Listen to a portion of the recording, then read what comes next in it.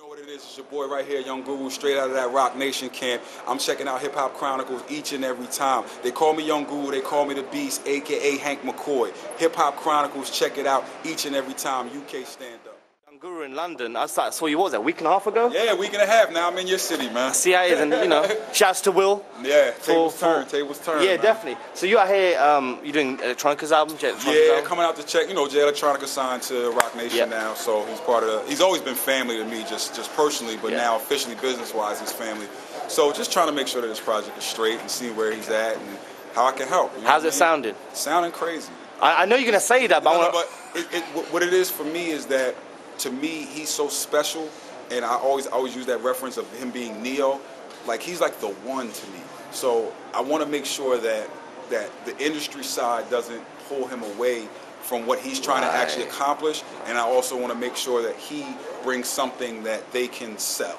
It's sort of like being in the middle, understanding both sides, but I'm very specific about him not being taken away or being frustrated by the normal industry thing of I need a single. Like, I'm not looking for a single from Jay Electronica. You know what I mean? His thing is such a movement, and he's such a worldwide person, and I see him as so much bigger than just America. Right. Like, he's going to be a worldwide star.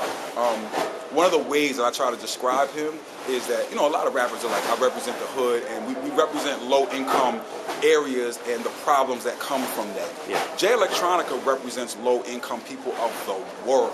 Right. If you understand what I'm saying. When he has the lyrics that says, I'm cool with every shrine from Japan to Oaxaca, like, he really means that.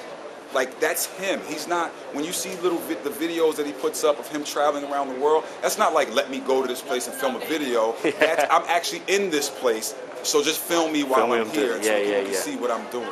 That's his personality. That's who he is. He's also a little bit older than to be considered a new guy. Right, You know what I mean? But he's been doing it for a minute, but he's just an incredible MC. His mind is just so sharp and focused on what he's going to do and his message and the method that he chose to get into the industry of not pouring himself and going out and trying to find a deal. It wasn't about that. It was about making the best music. It was an interesting thing. It was one day when I was in Baseline, and it was just like, I heard like 5 crap records at one time. And I was just like, yo, hip-hop sucks, man. I'm done with this stuff. Like, I can't deal with hip-hop no more. It's just corny. Right. And he made the statement to me. He was like, Guru, I'm going to be the guy that makes you love it again. And he did. He was like that guy that brought me back to be like, this is why I love the music. This is the type of thing that I want. These are the MCs that I want to deal with. Wow. He made you feel like that? Definitely, he made that statement. And when he made Exhibit C, I remember walking in and I was like, yo, this beat is incredible. And then I heard the song, but it wasn't something where it was like a budget and we need to do a mix. Like, Justice's assistant mixed that record in the B room on a laptop. Like, it was just they made a record. It was a hangout thing. They made a record. It was a great record. And it actually wasn't even like a release date. Like, Just did a set on Shade 4-5, and he was basically going up there to play like unreleased stuff, or like, say if he might have took like the old version of Pump It Up. He was playing here's the old version of things that I was doing, or here's something you guys have never heard. And he played Exhibit C, and it totally usurped everything. No one remembers all the rest of the records that he played that night. I think I remember that. I remember hearing that mix because that got on the internet fast. Yeah, and it was just like Exhibit C just took on a life of its own, and it's beautiful. It shows that's the true power of what we live in today.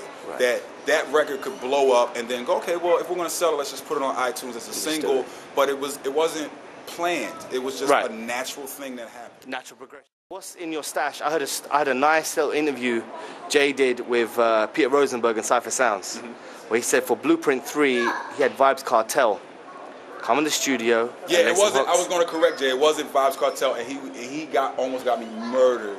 It was Mavado. Oh, he did Mavado. Yeah, we had Mavado in the studio. So, you know, it's like a big thing where he said vibes, and I was like, yo, you don't understand. See, Jay doesn't always understand the Gaza Gully thing. Like, it's a big thing. Right. And to me, it's don't get it twisted. I rock with Mavado. Yeah. That's my guy. Yeah. But I don't like any time where one section of a population is poised against another section of a population. To me, the Gaza Gully thing is an exact replication of the East Coast, West Coast thing. Right. And I hate that. You know what I mean? I'm all about unity.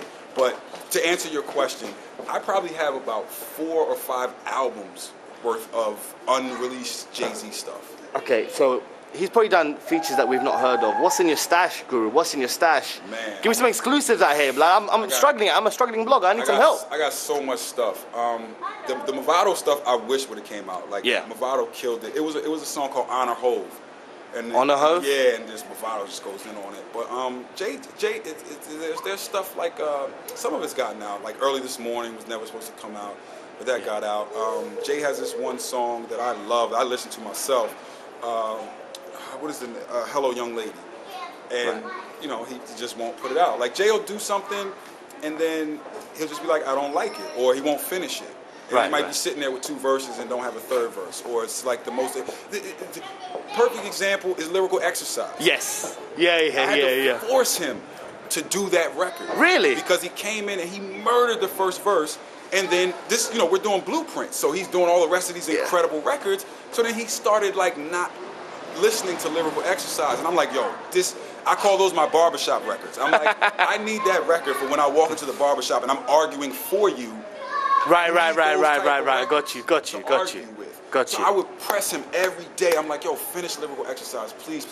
Or we did Blueprint so fast, a lot of it was us just kicking back, listening to it every day. Right. Like we would come in and just immediately put on, you know what I'm saying, like just a whole bunch of records. So I would pull up Lyrical Exercise and just start playing it, and he'd be like, yo, turn it off. And then, you know, and I would always just play it. And then one day he was just like, yo, I did the 2nd verse. So then we put it on as a bonus cut. But it was just, there's a million songs like that he would just start, and they may not even have titles.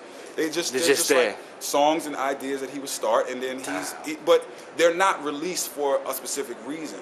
Like, I don't like when unreleased music gets out, and then people are like, oh, Jay's whack on it. It's like, he didn't finish the record, or that's the reason why we didn't put it out. Because it's not been, you haven't put it under the microscope in terms of where do you want your verses here. Exactly. Or you know, artists are the type of people. Jay's the type of person where if he sits back and he's like, okay, I am going to use it, he'll change. There's plenty of times where he's had verses that I think are incredible. Yeah. And he comes back in and he's like, no, I'm changing that, take that out. Like I've said this, me and him like had a serious like argument about Already Home.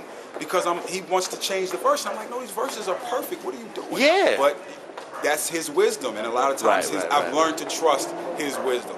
Right. And that's part of my job is I don't want the artist to do what I want them to do.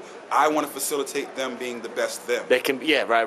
Got you. Yeah. If it was me and my album, then I know exactly how I'm going to do it. I know I'm very specific as to what I want, but that's not what it is. Yeah. This is their project, and my job is to facilitate them to the best of their ability. Yeah, no, that's fine. That's good, because otherwise you're not pushing the boundaries. Right. You're not pushing on your agendas on them. Exactly. It's their project. It's just my suggestions and what I think.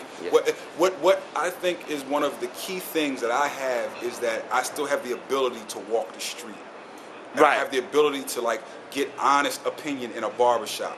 Or I have the ability to just jump on the 1 train and go to the Bronx at 3:30. So I'm ear hustling to all the little kids and what they're talking about. Right. You know what I'm saying? Some people may recognize my face, some people don't. So I have the ability to just sit there and I'm listening to kids talk, and I get exactly who they like and who they don't like. And you know, I would have never heard of Odd Future if I wasn't ear hustling on some kids. You know what I mean? It was like, that's how I get the new information of who's important to what generation. But that's the DJ in you as well. Yeah, absolutely. Because your DJ has to stay current. Absolutely. Guru, it's been an absolute pleasure once again. Oh man, I appreciate it. Just tell this one thing. When you call Kanye and Jay, tell me to finish the damn album so Jay can cut his fro off, because that fro is looking crazy right now. That's his thing, man. When he records, he doesn't cut his hair. That's well known. Like, when he records, he doesn't cut his hair. And, you know. I saw that picture, I was like, damn, he's got to cut his fro. Like, I know he's Jay and all that. Cut the fro, dude. It's like a cycle. So I don't mess with nothing that makes the music incredible. That's his process. Let his process be his process.